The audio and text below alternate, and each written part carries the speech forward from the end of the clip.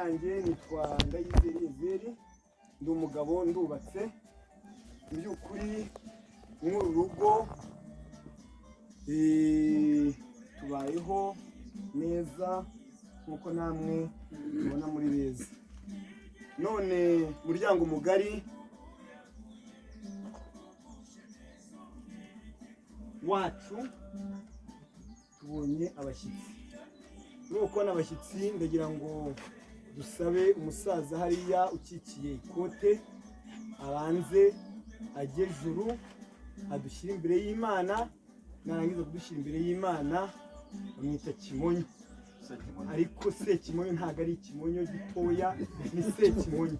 Ubundi adushyira imbere y'Imana, nidusoza izindi gahunda tuzajya tuzikurikiranyaho. Murakoze. Twari dusenge, twagushimiye Imana nziza y'imwe. Uratuma twagushimiye tugiye neza. Uriza Imana, izina nta kibazo twagushimiye. None nta gikora no kuganira umwana. Wowe natwe biri nziza twizeye.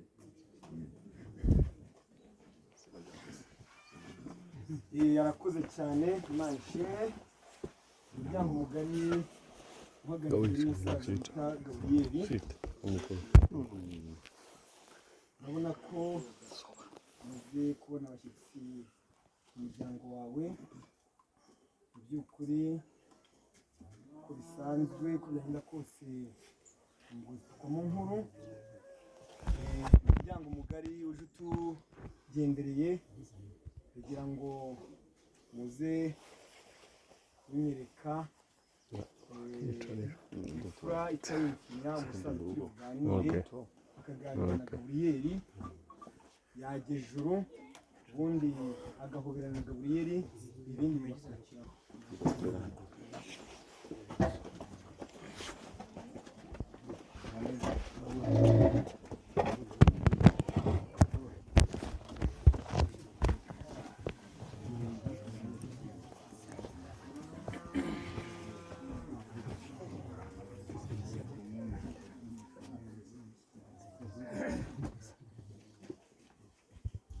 Ni kuri murasuhuzanyije, bigenze neza. Wumvise imbavu neza bwite, murahoberanye neza. Urumva nta kibazo, nta mpungenge, ntimwibwiranye. Ubwo hasigaye ni ahanjye. Mu by'ukuri rero nk'uru rugo nyakubahwa Gaburiyeli, umuryango mugari, urabizi dukunda abashyitsi kandi tukanabakira. Ndagira ngo twihuse,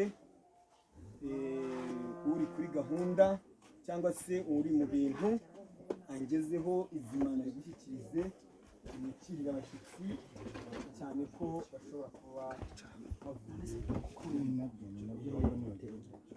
DJ nawe agerageze anshyiriraho ka kaziki, ubundi abashyitsi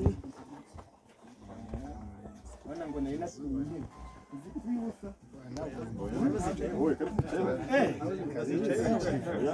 ubwenge bwanjye neza bwite barabuborotse. Sekimonyo ni umuhanga.